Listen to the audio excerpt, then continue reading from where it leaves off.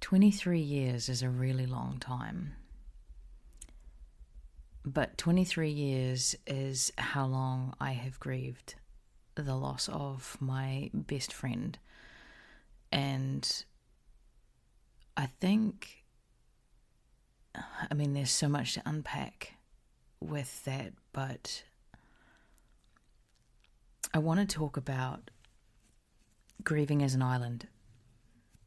And what I mean by that is sometimes in our lives, there are people who we love and who we lose. And in our everyday life, in our movement through the world, we are seemingly the only ones impacted by that loss. There is no one else in your life who loved them, knew them, lost them, grieves them, and you feel like an island, way off the coast of where everybody else lives. Over time, I've come to realize that despite being an island, I'm part of an archipelago.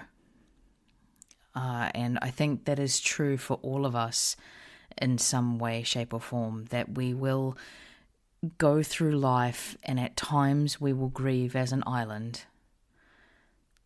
but we will never be alone in that grief because there is an archipelago of islands for every loss.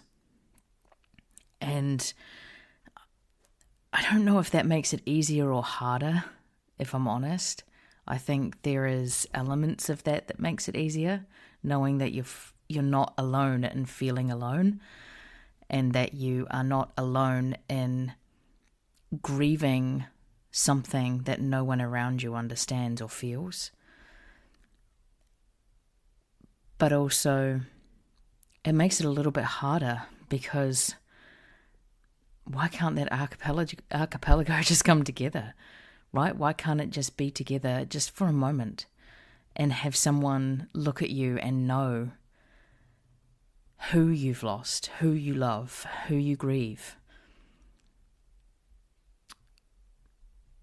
So Alex, my best friend at university, he was funny.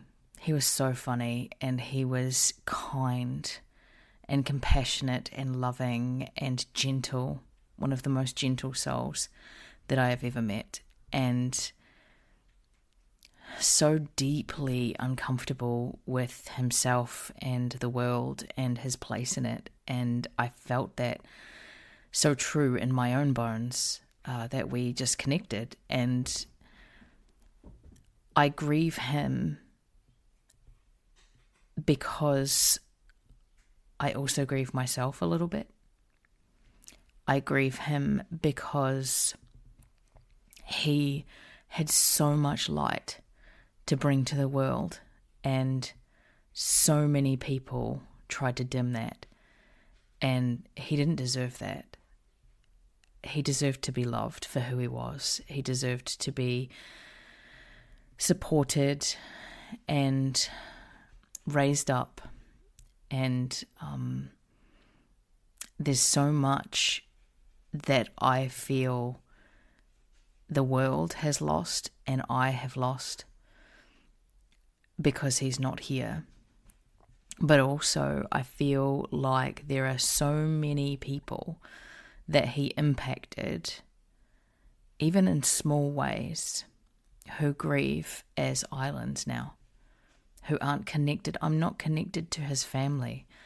I'm not connected to his loved ones. I'm not connected to his high school friends or his extended family, his church, none of that, right? I am out here on my own, grieving him, remembering him, and the only way that has been okay for me, the only way that I have found to hold that truth and not fall apart, is through ritual.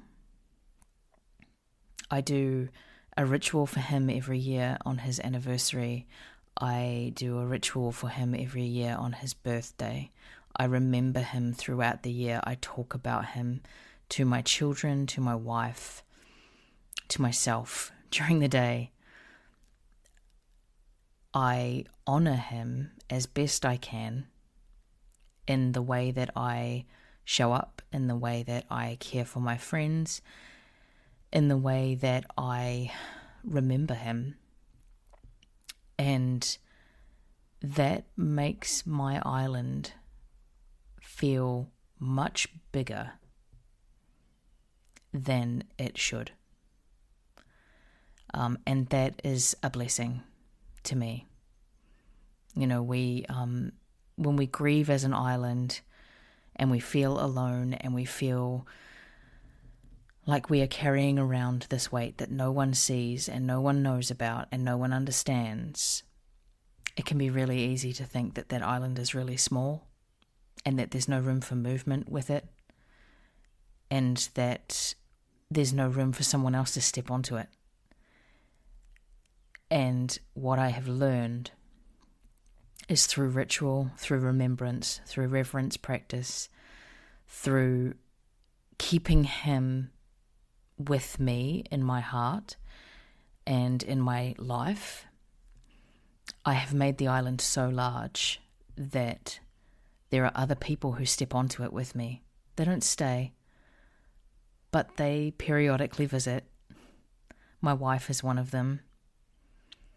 My children, occasionally. I have other friends who never met Alex, but who have stepped onto my island and who have spent time with me there around the campfire, speaking about him, laughing, crying, grieving, celebrating, all of the things. And so I want to encourage you that if you feel like you have an island of grief, remember that you are part of an archipelago, that you are not the only one, but also remember that your island is as big or as small as you choose it to be.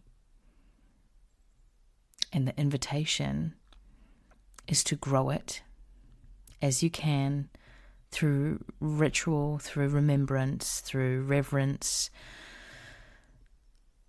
through just talking and remembering and loving and being willing to share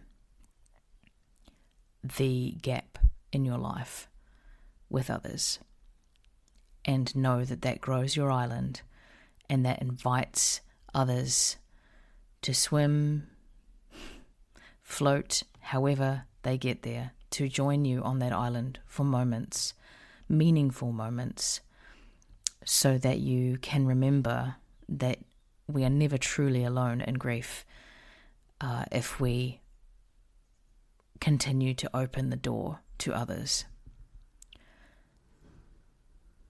It's not an easy thing, but it's much easier than we think it is. And it's life-changing. I hope that if you feel like you have an island of grief too, that you have the capacity in some way, shape or form to be gentle with yourself about that and to be in community with others when that feels too hard to hold by yourself. Sending you lots of love and sending Alex lots of love always. You will always be one of my heroes, and I am so grateful to have known you. So, thank you, and we will talk again soon.